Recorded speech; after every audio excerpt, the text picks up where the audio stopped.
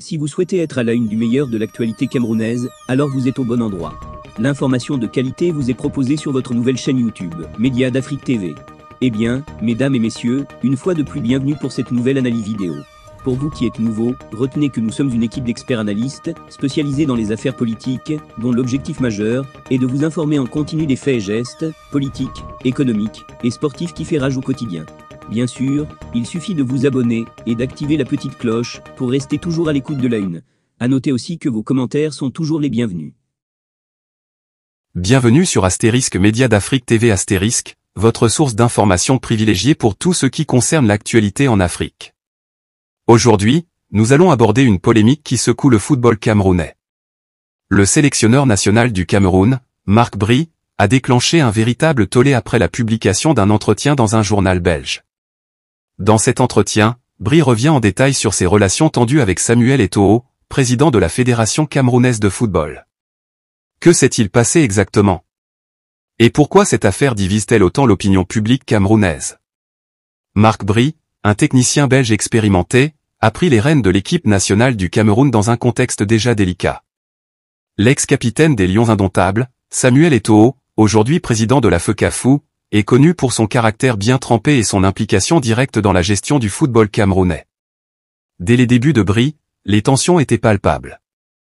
Dans son entretien, il n'a pas mâché ses mots pour décrire ses interactions avec Eto'o, évoquant des gestes de brutalité et des propos virulents.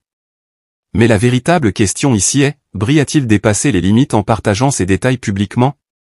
Cette sortie médiatique a immédiatement divisé les Camerounais. D'un côté, certains soutiennent Bry, estimant qu'il a simplement exprimé les frustrations auxquelles il fait face dans son travail. Jean Solaire Kuet-Choumen, par exemple, défend le technicien belge en se demandant, y a-t-il une clause de son contrat qui lui interdit de raconter l'humiliation et les frustrations qu'il a vécues? A-t-il fait des déclarations mensongères? Pour ces Camerounais, Bry n'a fait que révéler une réalité difficile, et ses propos ne doivent pas être minimisés sous prétexte qu'il s'agit d'une légende du football camerounais. Mais, en face, d'autres Camerounais estiment que Marc Bry a manqué de respect à Samuel Eto'o. Des figures publiques comme Armand Matchouako n'ont pas hésité à exprimer leur indignation, affirmant que personne ne doit s'attaquer à une icône nationale comme Eto'o. Selon eux, Bry a franchi une ligne rouge et devrait être licencié immédiatement pour ses propos désobligeants.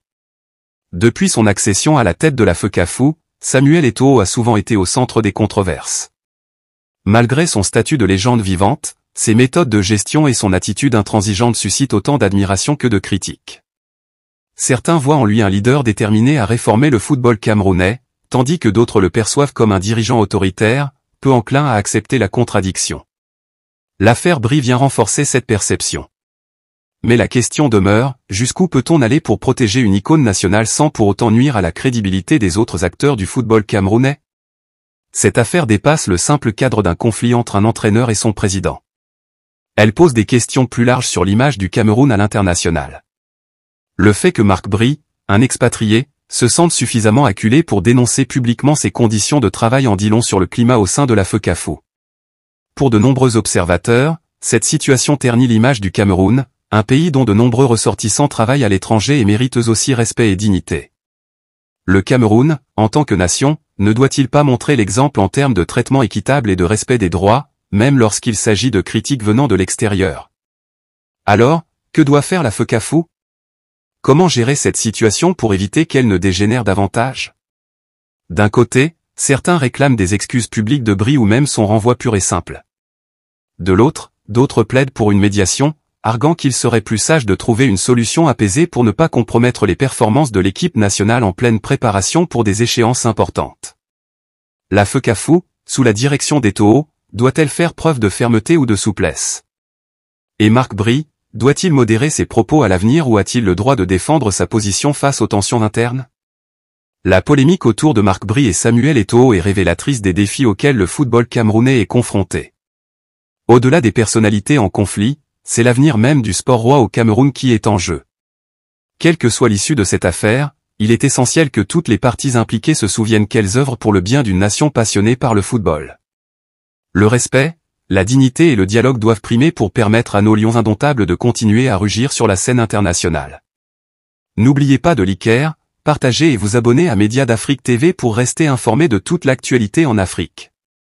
Laissez-nous vos commentaires et dites-nous ce que vous pensez de cette affaire. Devrait-on soutenir Marc Bry ou Samuel Eto'o? À bientôt pour une nouvelle vidéo.